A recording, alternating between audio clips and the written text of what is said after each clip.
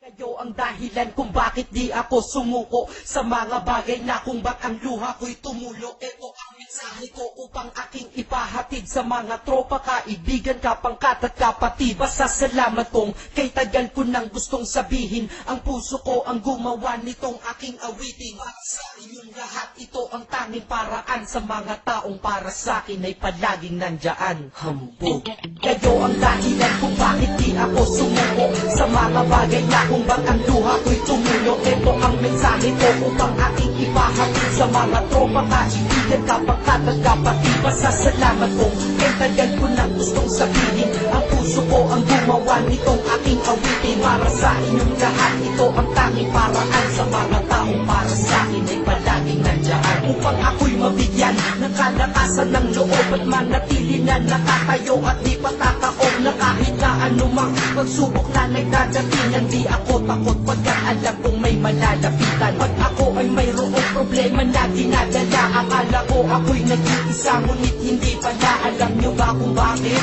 Kasi andyan sila, handa na iabot ang tulong nagmula sa kanila. Walang reklamo at walang hinihingi na kapalit. Kaya di lang kaibigan turing ko kundi sang malapit na kapatid. Sila'y kinikilala kong ikalawa na pamilya. Wag ko daw isiping mag-isa ka pa, dahil sila'y aking sandalan. Di ako pinabayaan, damahin ko kalungkutan, di nila pinapayagan. Kung wala kayong lahat kaibigan ko, marahil wala na rin ako, ngunit nandito pa ako dahil kayo ang dahilan kung bakit di ako sumuko sa mga bagay na kung ba't ang luha ko'y tumulo. Ito ang mensahe ko upang aking ipahatid sa mga tropa, kaibigan, kapangkat at kapatid. Pasasalamat kong kay tagal ko nang gustong sabihin, ang puso ko ang gumawa nitong aking awitin. Para sa inyong lahat, ito ang tanging paraan sa mga taong para sa akin ay palaging nandyan. At di kayo nawawala at di ako tinalikuran. Yan ang dahilan kung bakit hindi ko kinalimutan ang aking pinagmulan. Pakikisama nangunguna pag nakita ka ng tropa, sasabihin shot ka muna. Pag nabatrip sa pamilya, lalabas ka lang ng bahay, lakad lang ng konti, andyan sila at merong tagay na inyong pagsasaluhan at inyong pinapaikot. Simpleng tulong yan nilang unti-unting pinapalimot ang problema mong pasan-pasan sa mga pangyayari sa tahanan o sa pera o kahit pa sa babae. Kahit sa gulo o away, tila pa mga sundalo, di pwedeng maiwan ang isa, manalo o matalo. Ganyan ang kaibigan ko, mas kilala bilang barkada. Kung ako'y mamamatay na bukas, ako'y handa na. At kung may ikalawang mundo o buhay para sa akin,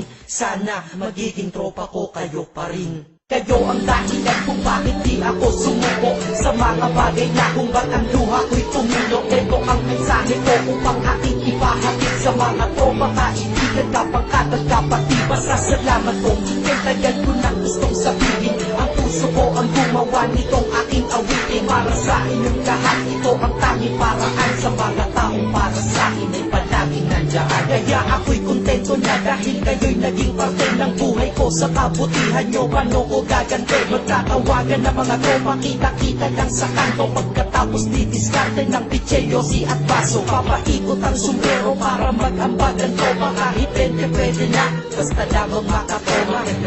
Ganito kami, at least magkakaramay. Kaya wag kang magtaka kung ba't masasaya ang tambay. Dahil tambay ay binubuo ng samahan na tunay. May kaibigang adik, mabait, iba ay merong sungay. Oo, iba-iba ang aming mga katauhan, pero iisa ang grupo pag sa trip at kagaguhan. Pag ika'y nalulungkot, kanino ka ba lumalapit? Pag nais mong bumitaw, kanino ka ba kumakape? At kanino ka lumapit sa oras ng kagipitan?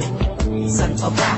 Diba sa kaibigan? Kayo ang dahilan kung bakit di ako sumuko sa mga bagay na kung ba't ang luha ko'y tumulo. Ito ang mensahe ko upang aking ipahatid sa mga tropa, kaibigan, kapangkat at kapatid. Pasasalamat kong kay tagal ko nang gustong sabihin, ang puso ko ang gumawa nitong aking awitin. Para sa inyong lahat, ito ang tanging paraan sa mga taong para sa akin ay palaging nandyan. Salamat. Acero Records, Sad Productions, hambog ng Sad Pro Crew.